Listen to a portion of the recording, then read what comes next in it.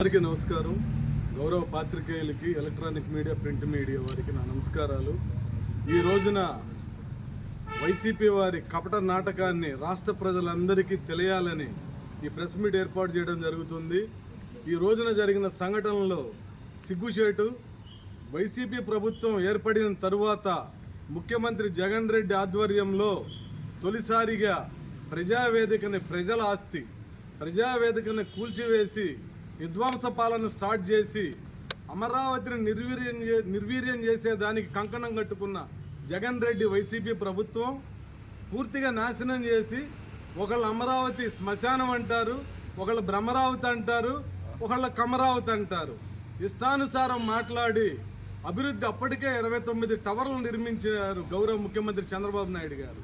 అవన్నీ కళ్ళకి ఏమీ కనపడనట్లుగా ఓన్లీ ఒక ఇటుక బెల్ల పెట్టలేదు అనే పదం మాట్లాడుతూ అసెంబ్లీలో ఎక్కడ పడితే అక్కడ, అదే రాజధానిలో, అదే అసెంబ్లీలో, అదే సెక్రటేరియట్లో కూర్చొని పరిపాలన చేస్తూ అమరావతి మీద విషం చిమ్మారు.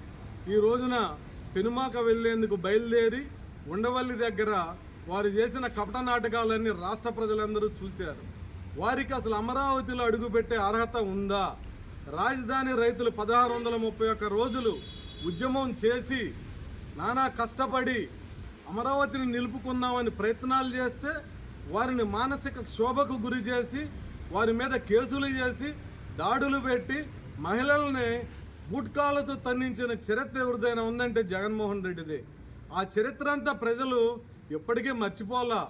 మొన్న ఎన్నికల్లో నడ్డి విరిచి జగన్మోహన్ రెడ్డిని ఇంటికి పంపించడమే కాక 11 సీట్లుగా పరిమితం చేశారు.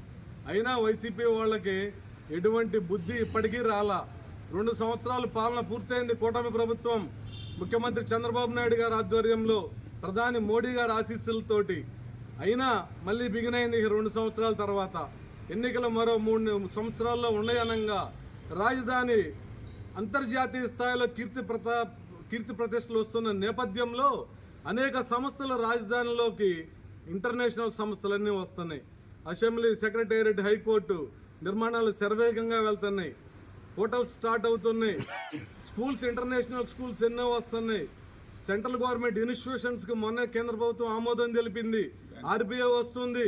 నేషనలైజ్డ్ బ్యాంక్స్ అన్నీ కూడా, ఎస్బీఐ, సెంట్రల్ బ్యాంక్ ఇవన్నీ అన్నీ స్టార్ట్ అవుతున్నాయి.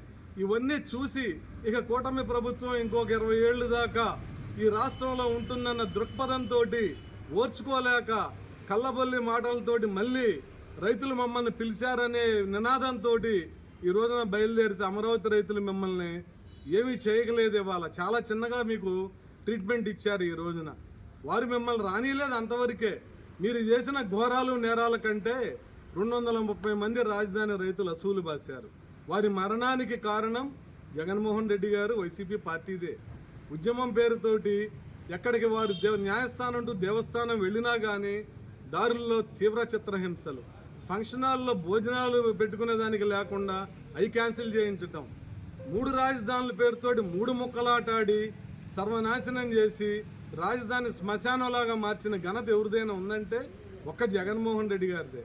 ఇదంతా ఒక చెత్త అయిపోతే కొత్తగా మావిగన్ అనే పదాన్ని ఇప్పుడు కూడా ప్రజలంతా తీర్పిచ్చినా ఏ సిగ్గు శరం ఏదీ లేకుండా మళ్ళీ బిగిన్ చేసి మావిగన్ అంట. ఆ పదం అందరిని, చిన్నపిల్లోడు కూడా హాస్యాస్పదంగా నవ్వుకునే పరిస్థితి వచ్చింది. ఆంధ్రప్రదేశ్కి రాజధాని లేక తీవ్ర మానసిక క్షోభలో ప్రజలు ఉంటే 5.5 కోట్ల మంది 2014లో 16,500 కోట్ల లోటు బడ్జెట్ తోటి కట్టుబట్టలతో చంద్రబాబు నాయుడు గారు మన రాజధానిని మనం నిర్మించుకుందామని వచ్చి నానా కష్టపడి రైతులందరి దగ్గర తిరిగి 29,000 ఎకరాలు పైగా సేకరించారు. అది ప్రపంచ రికార్డు. రైతులు చంద్రబాబు నాయుడు గారి మీద ఉన్న నమ్మకం వాటన్నిటినీ కాదని చెప్పి మళ్ళీ కూడా ఈ రోజున పూర్తిగా రాజధాని ఏ విధంగా మనం నాశనం చేయాలి, ప్రశాంతంగా ఉన్న రాజధానిలో అలజడులు ఏ విధంగా సృష్టించాలి, పూర్తిగా మళ్ళీ రాజధానిని మళ్ళీ ఏ విధంగా చేసి మళ్ళీ అధికారంలోకి రావాలని దొంగ నాటకాలు ఆడుతూ మళ్ళీ రావటం, మీ నైజాన్ని ప్రజలందరూ ఇవాళ చూశారు. అందరూ చెదిరించుకుంటున్నారు, చేతకరించుకుంటున్నారు. ఇప్పటికైనా జగన్మోహన్ రెడ్డి గారు, ఈ రోజున వెళ్ళిన నాయకులందరూ కూడా మీరు సిగ్గు తెచ్చుకోండి. రాజధాని 5 కోట్ల ఆంధ్ర ప్రజలకు క్షమాపణ చెప్పండి. ఫస్ట్ మీరు 5 సంవత్సరాలు వాళ్ళు కష్టపడి ఉద్యమం చేస్తుంటే ఏనాడే అని వెళ్ళి పరామర్శించారా? ఏ రోజైనా వెళ్ళి చూసారా? వారి కష్ట సుఖాల్లో పాలు పంచుకున్నారా? అవన్నీ లేవు. వాళ్ళని నాశనానికే మీరు పూనుకొని మళ్ళీ ఇప్పుడు అధికారం పోయింది కదా, మళ్ళీ అధికారంలో రావడం కోసం మళ్ళీ కొత్త నాటకాలకు తెరదీస్తున్నారు. ఇవన్నీ కూడా ప్రజలు గమనిస్తున్నారు. ప్రజలు గమనిస్తారు అనుకోవట్లేదు, ప్రజలన్నీ చూస్తున్నారు మిమ్మల్ని. మళ్ళీ మీకు ఆ 11 సీట్లు కాదు కదా, 0 సీట్లకు పరిమితం చేసేదాకా మీరు ఇటువంటి చేష్టలే చేస్తే చాలా దారుణంగా పరిస్థితులు ఉంటాయి. ఇక గొడ్డలి పార్టీ అనేది ప్రజలందరూ చెప్పుకుంటున్నారు. మీరు ఏం చేశారో, మీరు ఏ విధంగా చిత్రహింసలు పెట్టారో, ఎవరెవరిని ఏ విధంగా మర్డర్లు చేసేదానికి ఎట్లా చేశారో అన్ని సంఘటనలు కూడా ప్రజలందరి దృష్టిలో ఉంది, అందరూ చూశారు. కానీ ఈ రోజున అమరావతి ప్రపంచ ప్రఖ్యాతిగాంచిన నగరం, ఆ పేరును ముఖ్యమంత్రి గారు సూచించారు. గౌరవ రామోజీరావు గారు సూచనతో అది పెట్టారు. ఎంతోమంది కార్మికులు, అక్కడ కొన్ని వేల మంది కార్మికులు డే అండ్ నైట్ పనిచేస్తున్నారు. రాష్ట్రానికి రాజధాని అనేది ఒక గుండెకాయ. కనీసం ఇప్పటికి ఇన్ని 12 సంవత్సరాలు పూర్తయింది. ఇప్పుడు రాజధాని ఇంకా మనకి కావాలి, మన రాజధానిని మనం చేసుకుందాం అనే ఆలోచన ఇప్పటికీ లేకుండా మావిగాని పేరుతోటి నాటకాలు ఆడుతూ మళ్ళీ కూడా విధ్వంస పాలన రచించారు మీరు. ఆ ఉద్దేశంతోనే ఈ రోజున మీరు ఉండవల్లి, పెనుమాక ప్రాంతాల మీదుగా వెళ్ళి అలజడులకి పథకం పన్నారని ప్రతి ఒక్కళ్ళు అనుకునే విధంగానే మీ చేష్టలు ఉంటున్నాయి. ఇప్పటికే మీరు మనసు మార్చుకోండి. రాజధాని రైతుల దగ్గరికి వెళ్ళి వాళ్ళు కాళ్ళు పట్టుకోండి, వాళ్ళకి క్షమాపణ చెప్పండి. వాళ్ళు మిమ్మల్ని ఆశీర్వదిస్తే మీరు రాజధానిలోకి అడుగు పెట్టండి. లేకపోతే మీకు అడుగు పెట్టే అర్హత కూడా లేదు. రాజధాని అమరావతిలోకి అయితే మీకు అడుగు పెట్టే అర్హత అయితే లేదు.